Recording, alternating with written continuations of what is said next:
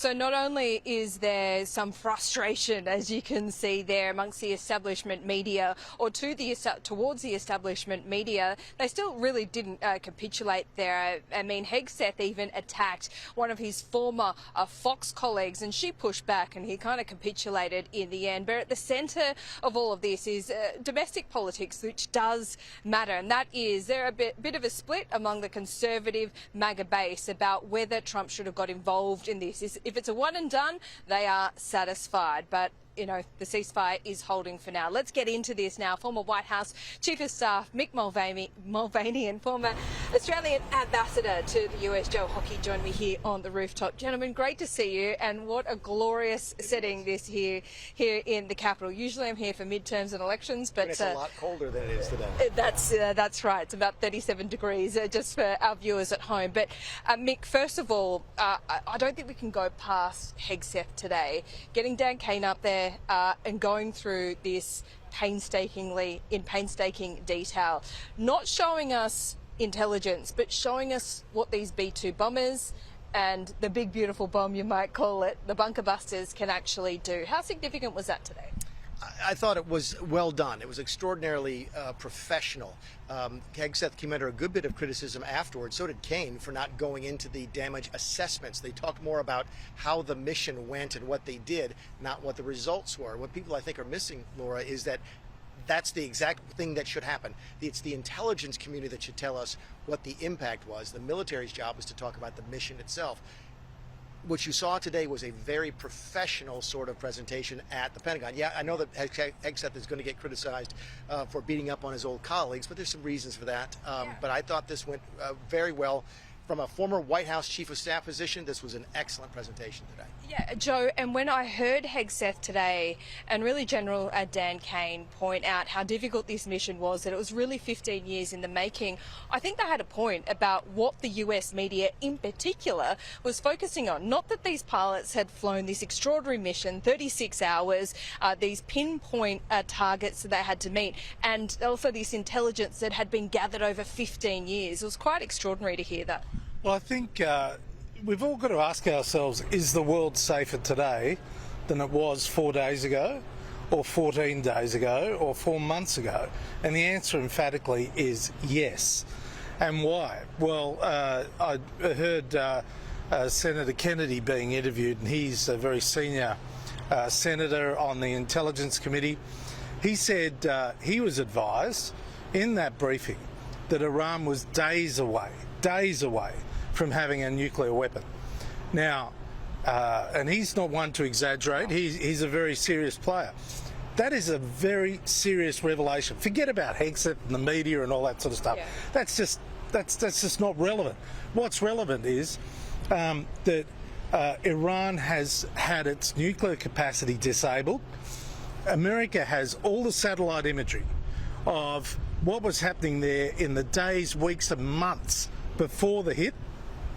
They will also continue to monitor it through satellites and every other bit of human intelligence. So they will see if there are any renovation trucks, any other trucks going in there to try and resuscitate the site. The bottom line is, according to the intelligence briefing, Iran is a shambles. And now, let's just think about where we are. As a result of the Ukraine war, Finland and Sweden have gone into NATO. Ukraine is effectively a NATO country, and Russia's two key allies in the Middle East, Syria and Iran, have been disabled.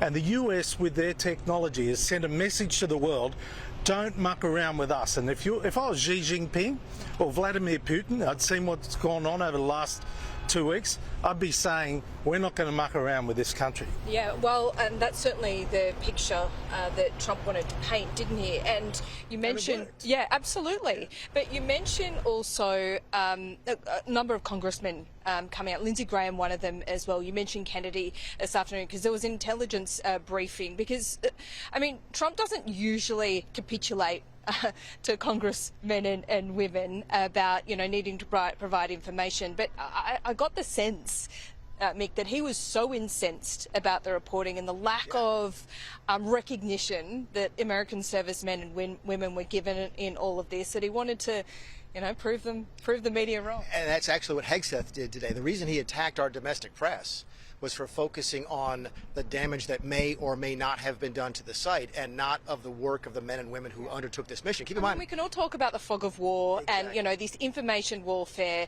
absolutely. But Iran saying, oh, there's hardly any damage done at all. We're more likely to believe the US than we are Iran, surely. And at the end of the day, LJ, it doesn't mean a difference. The Iranian ability to have a nuclear weapon is finished. Whether or not it was entirely destroyed, partially destroyed, or really not, it doesn't make any difference. That uranium is, you know, a couple of hundred meters underground. It's still a major setback. Or if they snuck off with it, it doesn't make any difference because as part of these discussions now they're going to take place, the Iranians are either going to give it up voluntarily, or they're going to have it bombed out of their ability. Those are the only two choices here. Listen, you and I talked about this on the show a couple of times before. Donald Trump is amazingly consistent on a couple of things in life, and one of them is Iran doesn't get a nuclear weapon, and that's the end here, regardless of how you get there. Yeah, he is certainly consistent on that. Joe, you mentioned NATO as well, where, you know, we've now got a new term for Trump, and that is Daddy Trump, according to the NATO Secretary General. But more seriously, he's been able to really have the Europeans fall at his feet. They're now talking about 5% spending of 5% of their GDP. That is so far away from where they were just a couple of months ago. Carolyn Levitt was asked about this at the White House as well today, and what that might mean for Australia, because we've seen from Anthony Albanese this morning, he's not budging on that figure, and that's consistent with what the Defence Minister told Hegseth just a couple of weeks ago here. He's made the same demands of Asia-Pacific allies of the United States, including Australia, where I'm from. How does the NATO result impact negotiations with Asia-Pacific allies? If our allies in Europe and our NATO allies can do it, I think our allies and our friends in the Asia-Pacific region can do it as well. Joe, the Prime Minister has always wanted to say that he'll deal with the American leadership, with Trump, on specific issues, not all wrapped into one, but that's not how Trump works. There's always a quid pro quo, and I think that was very clear from Carolyn Levitt this morning, that tariffs, AUKUS, the level of defence spending, they all matter and they're all connected. Well, of course they matter, and of course they are connected. The risk is, look, I can understand where Anthony Albanese is coming from. Donald Trump's perceived to be deeply unpopular in Australia. Anthony Albanese has just had a thumping victory. It's a loveless landslide, but it's a thumping victory in Australia. And he's saying, well, you know, I don't want to end up looking like Zelensky or Carney or the South African Prime Minister or President in the Oval Office. But the fact is, we do need the United States. They're the biggest investor in Australia. They are crucial to the Indo-Pacific. They've just shown the world their capability to deliver on their objectives. And importantly, they are a force for good and have been throughout our history. So the danger is at the moment that we can slip from being a Tier 1 ally of the United States to a Tier 3 ally. And of course, Donald Trump, and I think you'd probably agree with this, Mick, his focus is not really Europe. His focus is not really the Middle East. His focus is China and the Indo-Pacific. Well, what's happened there, Joe and Mick? Because, look, I don't want to talk down Australia. I think we need to be bipartisan and non-political when it comes to the Prime Minister, whoever it is, dealing with the White House and Donald Trump. But we are out in the cold, and there is really no other way to see it at the moment, you know, we talked about this previously. Remember when he got snubbed, supposedly, in Canada, and it was a big deal back in Australia as to whether or not that was personal to Anthony Albanese. And it turns out afterwards it wasn't. He was coming back to do something. Not me. But then Carolyn Levitt said this morning that he has been able to have phone calls with the meetings with the people that he wasn't able to have meetings with. That's not Anthony Albanese. So we are just nowhere. We're not even front of mind. It's easy to get back. Listen, Donald Trump's ability to forgive is infinite. His ability to forget is non-existent. But you never know. You could be in the doghouse one day and sitting at the Oval Office the next. So I wouldn't rule it out.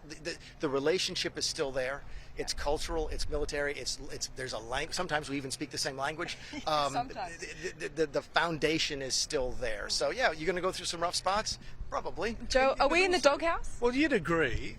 The thing about Donald Trump is his transaction. Yeah. And you know, if you're not willing to transact, it's a snub. So the fundamental point for the Albanese government or the Turnbull or Morrison government, whoever it is, you have to be prepared to transact. It's a living, breathing relationship. It goes two ways. And Donald Trump feels, aggrieved about what he feels the rest of the world has done. I mean, just remember this. A few weeks ago, commentators in Australia and elsewhere were saying America is heading into this isolationist phase. It's a joke, isn't it? Yeah. Now we laugh at that suggestion. Oh, America's isolationist.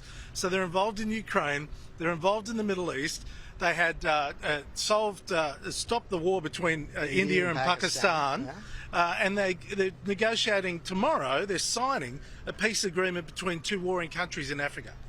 If that's isolationism, then we've got a whole new definition. But the bottom line is, we should be concerned about our neighbourhood and the aggression of China, of Beijing I call it. Really, it is Beijing. Chinese people are great people. This is Beijing's aggression that we need to stand up to. And now we have an open display of incredible power to be able to deliver on the objectives of the Western world. And we should be embracing that, not fearing it, not being worried or afraid to go to the Oval Office or anywhere else. Do you think we should be more flexible, though, on defence spending? Give Trump what it clearly wants a bit there. The Department of Defence, and I've said this before, it's in a mess. And Deputy Prime Minister Miles has said it, that he is looking at restructuring. If they're serious about dealing with defence, they should treat it almost like the Olympics. Because defence now has to deliver an Olympic Games every year in order to meet its infrastructure needs. So set up a separate entity that is responsible for building and delivering all the defence infrastructure that we need, and keep it separate from the policy department, because you are never going to get one department that is going to deliver defence policy and deliver defence outcomes at the same time. It's now time to break them up. It's now time to put it under some business leadership like you would the Olympics, and get on with building the stuff, because I can tell you, I know that all the defence plans in key infrastructure and submarines and everything else is at the moment, it's at 6s and 7s. All right, I just want to get to the big, beautiful bill finally before I let you gentlemen go, because Trump held an... Who called it that? That's what he calls it. That's what he calls it. Official name Let's of the go. bill, Well, let's check it out. name. This is what he was talking about, the BBB. Yeah. Haven't you heard of this? Oh, Donald BBB. Trump. Well, he held a special event at the Capitol building just behind me earlier today, trying to get some of these Republicans that are a bit reluctant on board. They're probably a bit in the Elon Musk camp. We're going to stop the largest tax hike, and we're going to do that in history. This would be, if the bill doesn't pass, there'll be a 68% tax increase. Think of that, 68%, which would be the largest in history by about 40 points. And we'll make the Trump tax cuts permanent, expand the child tax credit, and we will deliver no tax on tips, no tax on overtime, and no tax on Social Security for our great seniors.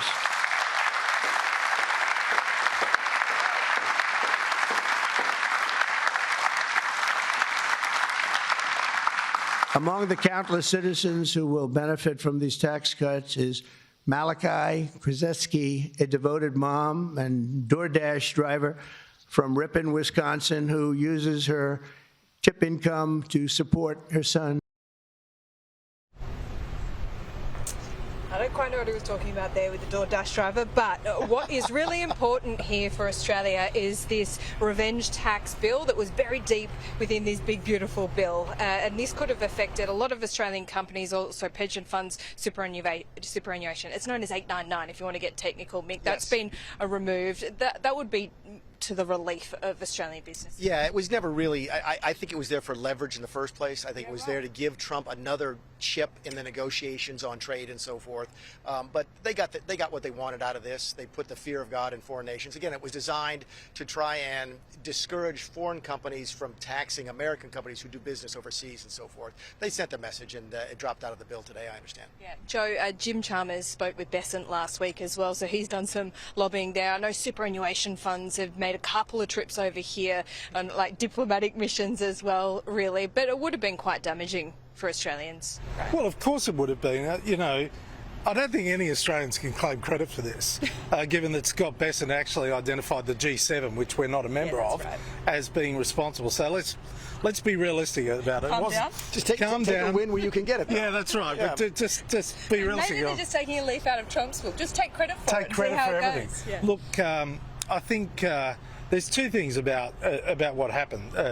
The fact that it even got there, that you're going to have a revenge tax on foreign investment, is ridiculous, and it sort of says quite a bit about the administration, that they don't realise that they are reliant on foreign investment in order to hold up the US dollar, in order to buy US treasuries, and it was reflected in the somewhat volatility on the New York Stock Exchange this week. But the second thing is, I mean, I've spent the week up here talking to congressmen and senators, and they're worried about the fact that there is this volatility associated with international relations and with our closest allies, with the US closest allies. So I think, you know, the message to Australian business, don't take it for granted. Don't take it for granted. If you're not actually active up here, visiting, engaging, don't rely only on the embassy, whether it's under Rudd or Senadinos or Hockey or anyone else. You have to be here in Washington, DC. You came here because this place is the new Rome.